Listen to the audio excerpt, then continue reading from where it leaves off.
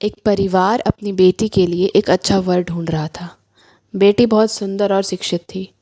काफ़ी समय तक देखने के बाद जाके उन्हें एक परिवार ऐसा मिला जो कि उनकी बराबरी का था। वह चाहते थे कि उनकी बेटी कभी भी उनसे नीचे स्तर के घर में ना ब्याही जाए।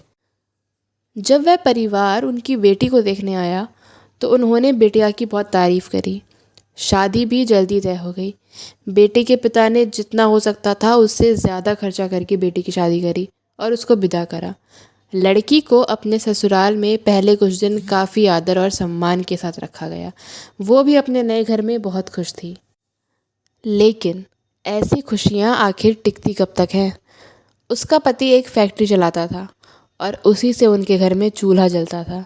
पर शादी के बाद से उसका ध्यान काम में नहीं लगता था और इसकी वजह से उसे फैक्ट्री के काम में नुकसान होने लगा।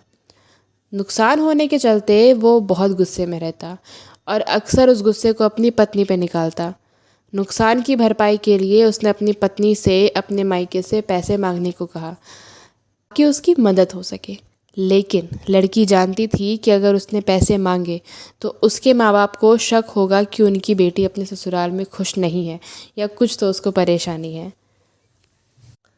और ये देख के उन्हें बहुत दुख होगा। वो कभी भी अपने ससुराल की बुराई ना करती, लेकिन उसके पैसे ना मांगने की वजह से उसके ससुराल वाले बहुत गुस्सा हुए और उसको ताना देते और मारते। लड़की की सास उसे कहती कि जब से वो इस घर में आई है तब से उन्हें ऐसा नुकसान होने लगा है और इसकी भरपाई उसे अपने मायके से पैसे मांग के ही करनी होगी। उसके पति और ससुर ने उससे कहा कि शादी के समय हमने तुमसे कोई दहेज नहीं लिया था, जबकि हमारे यहाँ दहेज की प्रथा है, और अब जब हमें ज़रूरत है तो तुम हमारे लिए पैसे नहीं लेकर आ रही हो। पर लड़की साफ मना कर देती है कि उन्हें इसके साथ जो करना है कर सकते हैं, लेकिन अपनी परेशानियों के लिए वो अपने बुज़ुर्ग माँ बाप को कभी तंग नहीं करेगी।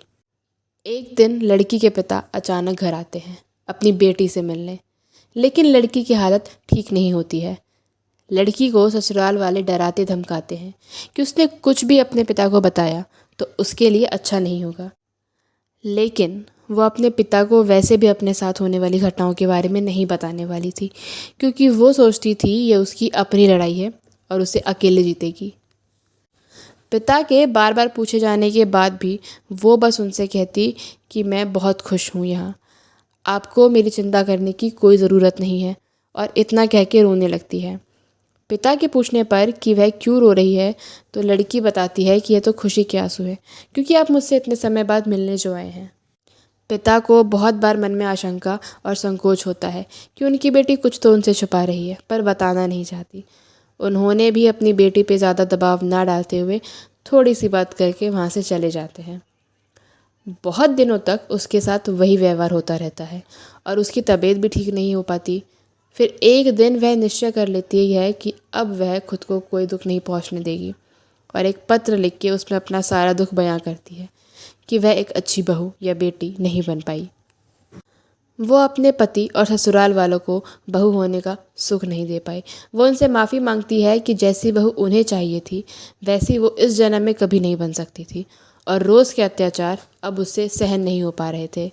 अपने माँ बाप को सब कुछ ना बताने के लिए भी वो एक चिट्ठी लिखती है और अपनी दवाई की शीशी की सारी गोलियाँ खा के सोने चली जाती है। जब उसका पति उसको देखने कमरे में आता है तो देखता है कि वो अभी तक सो रही है। वह उस पर चिल्लाता है कि उसे कोई संस्कार नहीं, इसलिए इतनी देर तक वह सो रही है। लेकिन उससे कोई जवाब ना पाकर जब वह उसे छूता है तो उसका शरीर ठंडा पाता है। यह देख के उसके होश उड़ जाते हैं। तो उसको पता चलता है कि अब वो इस दुनिया को छोड़ के जा चुकी है। यह बात सबको पता चलती है और पुलिस भी वहाँ आके सब देखती है। तो लड़की के शरीर पे उन्हें बहुत सारे निशान मिलते हैं और उसके द्वारा लिखा हुआ पत्र भी। सारी बात साफ हो जाती है कि एक आत्महत्या का केस है। लड़की के पिता रोते रोते अपने आप को दोष देने लगते हैं कि क्यों उन्होंने कभी अपनी बेटी का अच्छे से हालचाल नहीं पूछा। आखिर क्या ऐसी कमी थी या डर था जिसकी वजह से वो अपने माता पिता को भी अपनी आप बीती ना कह सकी। लड़की के पिता के केस की वजह से और उस सुसाइड नोट की वजह से बाप और बेटे दोनों को सज़ा सुनाई जाती है। एक लड़की तो चली गई, पर आखिर कब तक? ऐसे लड़कियां अपनी जान लेती रहेंगी दहेज प्रथा से पीड़ित होकर। सोचिएगा ज़रूर।